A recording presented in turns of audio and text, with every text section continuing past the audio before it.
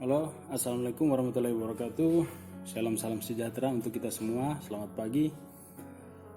Pagi hari ini hari libur, namun saya menyempatkan diri ke kampus karena ada beberapa aktivitas atau tugas yang harus saya lakukan. Selamat pagi teman-teman semua, apa kabar? Pagi ini saya pakai baju santai, pakai baju bola habis olahraga tadi. Admin City guys, klub futsal kampus.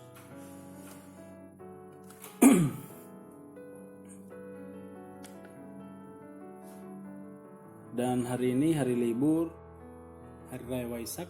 Saya mengucapkan selamat Hari Raya Waisak kepada umat Buddha seluruh dunia. Kiranya diberkati selalu. Teman-teman semua, pagi ini tadi saya masuk dari pintu depan, menanyakan kunci kepada security, dan puji Tuhan om security-nya mau membukakan ruangan.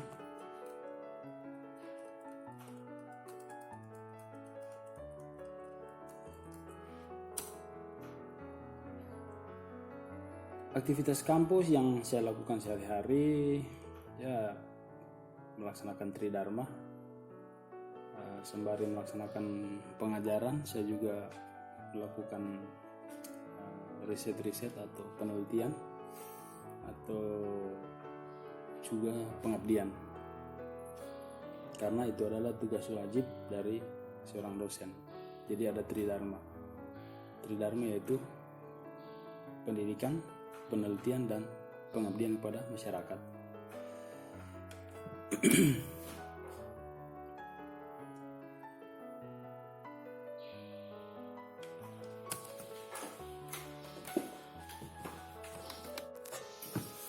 Dan teman-teman semua, saya melihat ada pemberitaan di televisi nasional dan juga media-media sosial seperti Instagram dan juga media-media cetak bahwa terjadi persaingan perebutan tempat untuk calon presiden di kubu partai PDIP. Jadi sebagai analis politik atau dosen ilmu politik, saya melihat ini adalah sebuah strategi awal untuk menempatkan calonnya pada Pilpres 2024. Nah, yang bersaing di sini yaitu Pak Ganjar dan juga Ibu Puan Maharani. Nah, dalam hal ini ketika ada kegiatan politik dari partai PDI Perjuangan yang dilaksanakan di Semarang, Pak Ganjar tidak diundang. Nah, kita akan melihat apa yang akan terjadi di kubu partai PDI ke depannya. Apakah tetap mempertahankan Pak Ganjar potensial ataukah tetap mendukung Puan Maharani, anak dari Ibu Megawati. Sangat seru untuk peta persaingan posisi calon presiden dari partai PDIP ke depannya antara Pak Ganjar dan Ibu Puan. Kita tinggal lihat ke depan siapa mau dukung siapa. Oke. Jadi teman-teman semua, awalnya itu waktu saya S1 saya mengambil jurusan ilmu administrasi negara. Dalam jurusan ilmu administrasi negara itu saya lebih banyak mempelajari tentang kebijakan. Jadi masih dalam tahap dasar kebijakan. Nah, ketika saya lanjut S2, saya tertarik untuk mengambil jurusan ilmu politik. Nah, kenapa? Karena dalam aktivitas kehidupan berbangsa dan bernegara ini kita tidak bisa terlepas dari namanya politik.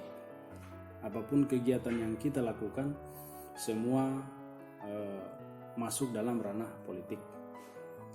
Dan itu sangat menarik buat saya membahas tentang perpolitikan nasional bahkan juga internasional, karena di dalamnya itu ada sebuah upaya-upaya untuk memperebutkan segala sesuatu ya. Gitu. Jadi kenapa saya tertarik dalam mempelajari atau mengambil jurusan ilmu politik pada S2 saya, karena apapun yang kita lakukan dalam kehidupan berbangsa dan bernegara tidak terlepas dari kegiatan-kegiatan politik. Nah, namun ada beberapa teman-teman yang saya pernah mengajak atau saya pernah berdiskusi tentang politik, mereka kayak takut begitu bahas politik. Sih bilang sebenarnya bahas politik ini tidak masalah. Apa yang harus ditakuti, apa yang harus dihindari dengan membahas politik? Politik itu adalah hal yang wajar yang harus dilakukan oleh setiap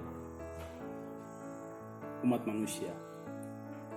Nah, namun yang harus kita laksanakan dengan baik dalam berpolitik yaitu etika politik yang baik. Nah, itu. Jadi banyak teman-teman yang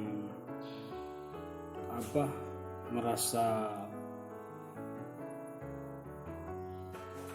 jengkel dengan politik yang ada. Saya bilang ya itu tergantung orang yang melaksanakan politik itu, etika politiknya seperti apa. Kalau dia menjalankan secara baik, otomatis hasil politik yang dilaksanakan pasti baik juga.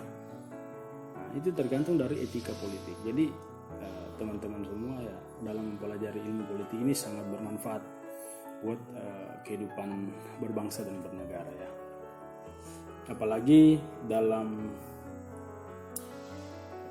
pesta politik yang terjadi di Indonesia, 5 tahun sekali kita memilih presiden, 5 tahun sekali kita memilih gubernur, bupati. Nah, itu kan sering terjadi secara berkesinambungan, secara berkelanjutan di negara kita. Otomatis hal-hal ini yang harus kita pelajari, sehingga kedepannya nanti proses perpolitikan di tingkat pusat sampai ke tingkat lokal ini sudah bisa tertata dengan baik gitu.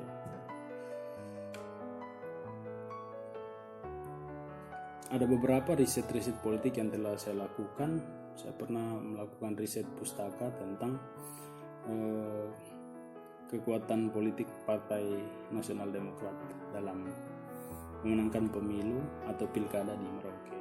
Teman-teman bisa lihat di mesin pencari data atau Google Scholar, itu bisa lihat, tinggal bisa ketik nama saya.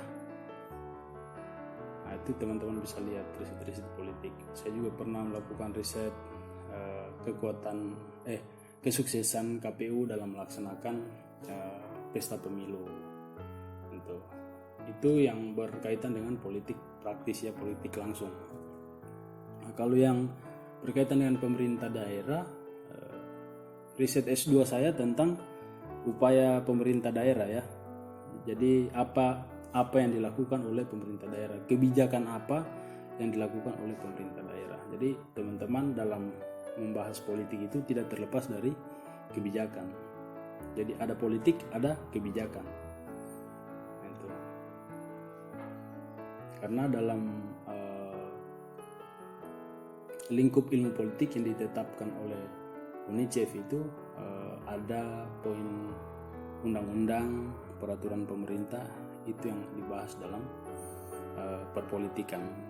Jadi tesis S2 saya itu upaya pemerintah dalam pencegahan terorisme. Jadi di dalamnya itu saya melihat apa upaya-upaya atau program atau kebijakan yang dilakukan oleh pemerintah dalam mencegah terorisme itu. Dan lumayan hasilnya sangat memuaskan waktu saya ujian hasil di Unhas. Jadi dalam mempelajari ilmu politiknya sangat luar biasa ya teman-teman. Buat juga adik-adik semua yang tertarik dengan bidang ilmu politik, bukan dunia politik ya, tapi bidang ilmu politik, supaya dari kita mempelajari bidang ilmu politik ini kita bisa mengetahui apa yang harus kita lakukan dalam menjalankan atau menjalani dunia politik seperti apa. Jadi bagi teman-teman semua yang tertarik dengan riset-riset politik, mari bergabung bersama-sama dengan Pak Dosen Baik Hati. Di sini juga ada teman-teman saya beberapa. Jadi membahas politik itu tidak hanya terpaku di satu posisi saja, tapi sangat luas ya. Bisa membahas tentang ekonomi politik, politik lingkungan, politik pangan, politik pemilu, politik lokal, politik budaya. Jadi teman-teman sangat luas membahas politik. Dan politik itu sangat dinamis ya, dinamis dan sangat patut untuk dipelajari, karena bagaimana membentuk karakter bangsa ini dimulai atau dilaksanakan dengan sebuah politik yang etis ya. Bagaimana sebuah bangsa akan berhasil, pasti ada politik etis yang sudah dibangun dari awal. Oke, baik teman-teman, sampai di sini dulu bincang-bincang pagi bersama saya Pak Dosen Baik Hati. Saya berharap teman-teman semua, adik-adik mahasiswa yang ada dari Sabang sampai Merauke, dari Universitas Sia Kuala sampai di Musamus Merauke, tetap semangat, tetap bersyukur selalu, kompak selalu dalam melaksanakan aktivitas, dan salam Indonesia Jaya.